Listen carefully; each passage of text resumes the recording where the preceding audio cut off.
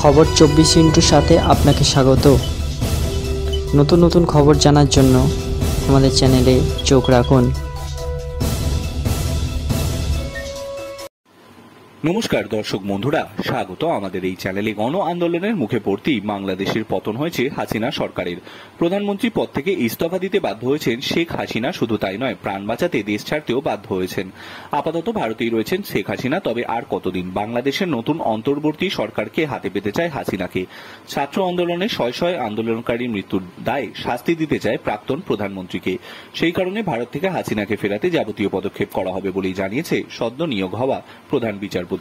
রবিবার বাংলাদেশে আন্তর্জাতিক অপরাধ ট্রাইব্যুনালের প্রথম বিচারপতি মোহাম্মদ তাজুল ইসলাম জানান, প্রত্যাবর্তন চুক্তির অধীনে ভারত থেকে শেখ হাসিনাকে ফিরিয়ে আনা হবে। গত জুলাই আগস্ট মাসে বাংলাদেশে যে ছাত্র আন্দোলন হচ্ছিল তাতে নির্বিচারে গুলি চালানোয় শতাধিক আন্দোলনকারী মৃত্যু হয়েছিল। সেই অপরাধেই গণহত্যার দায় মামলা দায়ের করা হয়েছে। বিচারের জন্য হাসিনাকে বাংলাদেশে ফেরানো হবে। আন্তর্জাতিক অপরাধের ট্রাইব্যুনালে নতুন বিচারপতি এবং তদন্তকারীদের নিয়োগ করা হলেই হাসিনাকে দেশে ফেরানোর কাজ শুরু হবে। ঢাকায় আইসিটি প্রাঙ্গণে মোহাম্মদ তাজুল ইসলাম বলেন, আন্তর্জাতিক অপরাধ ট্রাইব্যুনালে আবেদন জানাবো আমরা। কাজ শুরু হলেই আমরা গণহত্যা এবং মানবতার বিরুদ্ধে যে অপরাধ হয়েছে তাই নিয়ে মামলা করব। শেখ হাসিনা সহ এই ঘটনায় যতজন জড়িত সবার বিরুদ্ধে গ্রেফতারি পরোয়ানা জারি করা হবে।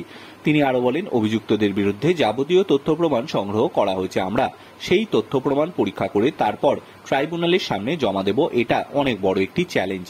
বাংলাদেশের অন্তর্বর্তী সরকারের স্বাস্থ্য পরামর্শদাতা নূর জাহান বেগম জানিয়েছেন, হাসিনা সরকার থাকাকালীন ছাত্র আন্দোলনের 1000-এরও বেশি মানুষের মৃত্যু হয়েছে।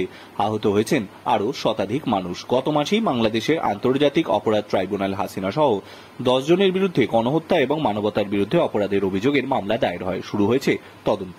Bureau report.